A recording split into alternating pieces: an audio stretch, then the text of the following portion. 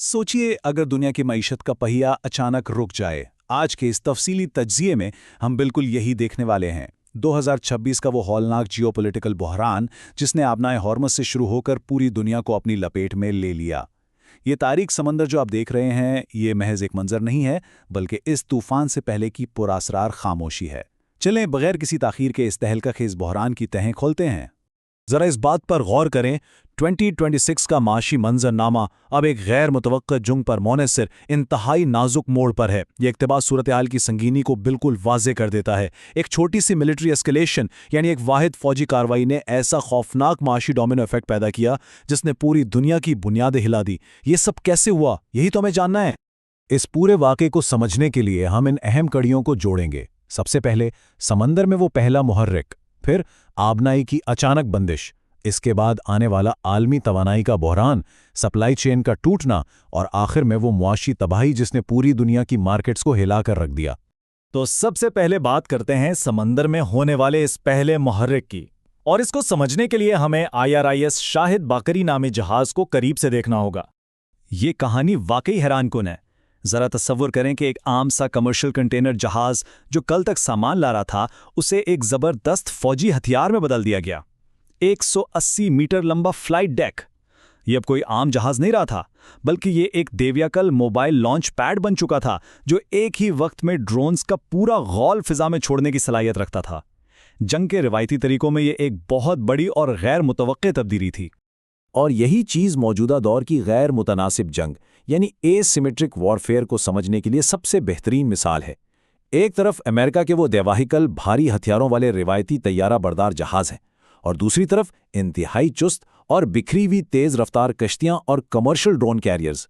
ये बिल्कुल ऐसा ही है जैसे एक ताकतवर हैवीवेट पहलवान का मुकाबला दर्जनों इंतहाई फुर्तीले और बिखरे हुए लड़ाकों से हो रहा हो। इस हिकमत अमली का बाकायदा नाम नेवल स्वार्मिंग है। इसे यूं समझें जैसे किसी बड़े जानवर पर भड़ों के छत्ते ने अचानक हमला कर दिया हो। जब दर्जनों इंतहाई तेज रफ्तार कश्तियां और ड्रोन्स बैकवर्ड चारों तरफ से किसी बड़े हदफ पर यलगार करते हैं, तो हदफ का जदीद तरीन डिफेंस सिस्टम भी कंफ्यूज होकर मुकम्मल तौर पर मगलूब हो जाता है। दिफा का कोई मौका ही नहीं मिल पाता। अब जरा इसकी टाइमलाइन देखें, ये सब किस कदर तेजी से हुआ।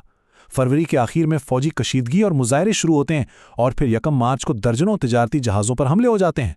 अगले ही दिन 2 मार्च को शाहिद बाकरी पर जवाबी स्ट्राइक होती है, और 3 मार्च तक पूरी दुनिया में एक हंगामा बरपा हो जाता है।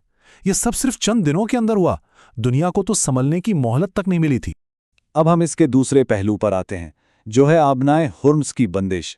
ये वो रास्ता है जिसे हम बिला झिझक आलमी मईशत की शहरक कह सकते हैं। यहाँ आदादो शुमार सच में दिल दहला देने वाले हैं।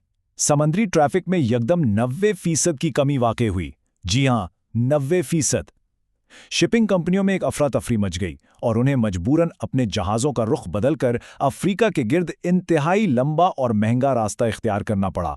इस एक वाक़ये ने आलमी तिजारत को लिटरली ब्रेक लगा दी थी।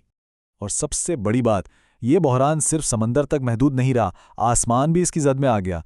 मशरिक़ वस्ता की वो फ़िज़ाई हदूद यकदम बंद हो गईं, जिसकी वजह से दुनिया भर की परवाज़ें ग्राउंड हुईं, रूट्स बदले गए, और इसका नतीजा ये निकला कि पूरी दुनिया में मिट्टी के तेल पर बनने वाले जेट फ्यूल की कीमतें रातों रात दुगनी हो गईं। ये इतनी बड़ी रुकावट थी कि मुल्कों को अपने शहरियों को वापस लाने के लिए एक बेमिसाल बहरान का सामना करना पड़ा। इस लॉजिस्टिक ड्राउने ख्वाब का अगला मरहला और भी खतरनाक था, और वो था तवानाई का बहरान, जब दुनिया भर के फ्यूल पंप्स खुश्क होने लगे।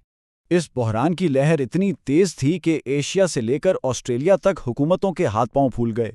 फिलिपाइन और श्रीलंका को ही देख लें, वहां एनर्जी इमरजेंसी लग गई, काम के दिन कम करके हफ्ते में 4 दिन कर दिए गए, और तेल और गैस की राशनिंग शुरू करनी पड़ी।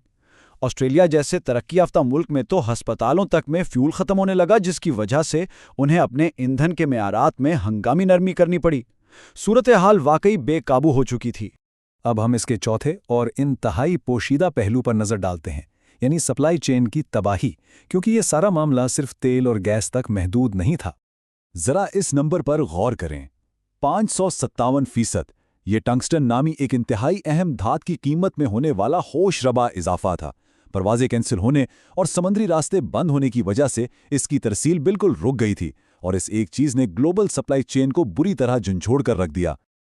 अब देखिए, हम रोज़मर्रा ज़िंदगी में शायद हीलियम या सल्फ़र बराह रास्त नहीं खरीदते, है ना? लेकिन हमारी मॉडर्न जिंदगी जिन कंप्यूटर चिप्स और सेमीकंडक्टर्स पर चलती है वो हीलियम के बगैर बन ही नहीं सकती। इसी तरह खलीज से सल्फर की सप्लाई रुकी तो आलमी सतह पर ज़राई खाद बनना बंद हो गई। उसके साथ ही मुत्तहिदा अरब इमारात में एल्यूमिनियम के प्लांट्स को शदीद नुकसान पहुंचा। मतलब हमारी रोज़मर्रा की खुराक से लेकर टेक्नोलॉजी तक हर चीज़ खतरे में पड़ चुकी थी। और अब आते हैं इस पूरी कहानी के आखिरी और सबसे बड़े मरहले पर, आलमी मुआशी असरात। ये वो मैक्रो डोमिनो इफेक्ट था जिसने पूरी दुनिया के मालियाती निज़ाम को हिला कर रख दिया। ये step by step chain reaction समझना बहुत ज़रूरी है। समंदर में एक फौजी झड़प होती है, इसकी वजह से खलीज में सल्फ़र की तरसील रुकती है। सल्फ़र रुकने से पूरी दुनिया में खाद महंगी हो जाती है, और जब खाद महंगी होती है तो नतीजा क्या निकलता है? आम सार्फिन के लिए खुराक की कीमतें आसमान से बातें करने लगती हैं। यानी दूर समंदर में चलने वाली एक गोली सीधा आम इंसान के दस्तरख्वान तक जा पहुंची। और इस सब का फाइनेंशियल इम्पैक्ट तो और भी भयानक था। मरकजी बैंकों और मालियाती मार्केट्स में तो जैसे एक पैनिक मच गया। इमर्जिंग मार्केटों में एक ही दिन में स्टॉक्स 9.5% तक गिर गए, जिसने अरबों का सरमाया डुबो दिया। यूरोपियन सेंट्रल बैंक महंगाई के शदीद डर से शराय सूद कम करने का इरादा रोकने पर मजबूर हो गया। दुनिया भर के फंड्स ने घबराकर आर्टिफिशियल इंटेलिजेंस की ट्रेड्स को समेटना शुरू कर दिया और अमेरिकी 10 साला ट्रेजरी यील्ड्स अपनी खतरनाक तरीन सतह पर पहुंच गईं। पूरी ग्लोबल इकोनॉमी बस इस धचके को सहने की एक नाकाम कोशिश कर रही थी।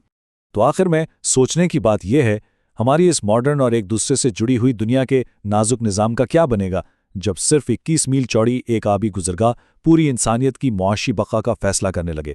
इस तफसीली तज्जिए से ये बात बिल्कुल साफ हो जाती है कि हमारे सिस्टम्स कितने कमज़ोर हैं और कैसे एक दूर दराज की मामूली चिंगारी पूरी दुनिया में आग लगा सकती है। ये महज एक वाक़या नहीं, बल्कि एक सवाल है कि क्या हम बहैसियत मजमूई ऐसे किसी भी अगले बुहरान के लिए वाकई तैयार हैं।